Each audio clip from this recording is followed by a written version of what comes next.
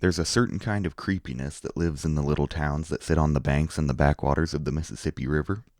You get all kinds of weird local legends and stories no matter which crooked little village or twisted little town you visit or live in. In my little town, there were a set of rumors and cracked details which, when loosely tied together with local twine, formed a story collectively called The Beast of Bright Ridge Road. This story began long before I was born, which raises the question, how long does a Bright Ridge Road beast live? But I'll tell it how I heard it, starting in October 2002. One of my teachers, a middle-aged woman who wore old lady glasses, swore to God in front of her class that she had almost hit a huge furry creature, much bigger than a black bear, on a county road leading out over the highway, just half a mile from our little school. I remember another time she raised her hands in class and asked her guardian angel to help her teach these hopeless hooligans. Point being, it didn't seem like much coming from her. The adults got to talking, though. Mrs. X saw such and such, which Mrs. Y saw back in '99.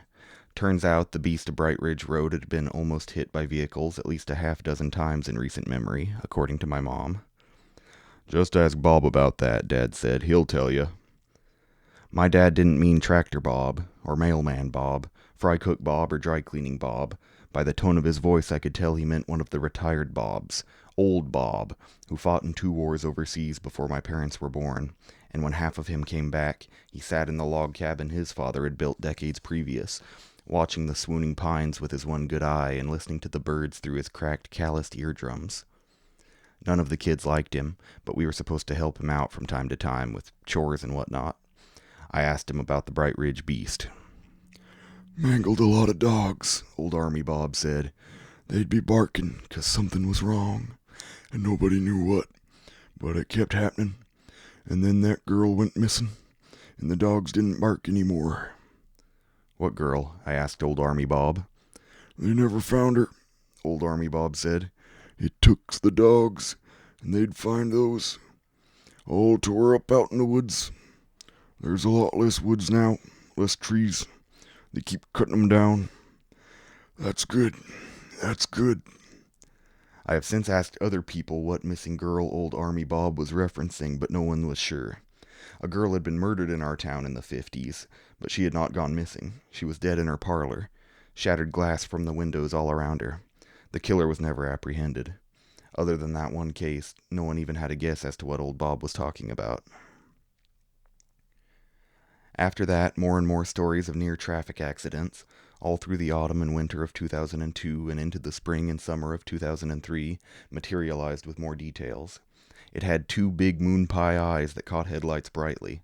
It could run very fast on its hind legs, and it had lots of teeth that were dripping with drool, like it had rabies. Oftentimes it was near the school grounds, in a patch of woods between the high school and the county road, so naturally me and some friends would go out there at night to try and see it. We never did, but the adults kept saying how they saw some diseased-looking animal out there on the way out of town. And one night, when I wasn't along for the trip, since my mom had told me to stop going out so late, another boy told me they had found big footprints. I tried to get him to take me to the spot in the daytime, but he wouldn't. He told me the footprints were like giant bird feet. I didn't believe him at all, really, but still I found it intriguing. Some of the adults did too, and went out with their guns without any luck. And that's about all there is to the beast of Bright Ridge Road. I always thought that name was a little misleading, because Bright Ridge is a little dead-end farm street on the other side of the county road from the woods and the school, and there was only one sighting of the beast over there during my lifetime, at least. The name had been there before me, but not before the farmers, who had cut down the trees along Bright Ridge Road, before the ridge was bright, to make their fields. I suppose they came up with the name for the beast because very few others drive down Bright Ridge. And now, in my little town, which for some reason I still call home, there are fewer trees than ever.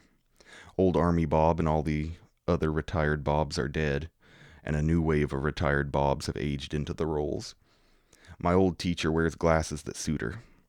Of my generation, only I and the sons of farmers have stuck around, and it's springtime again.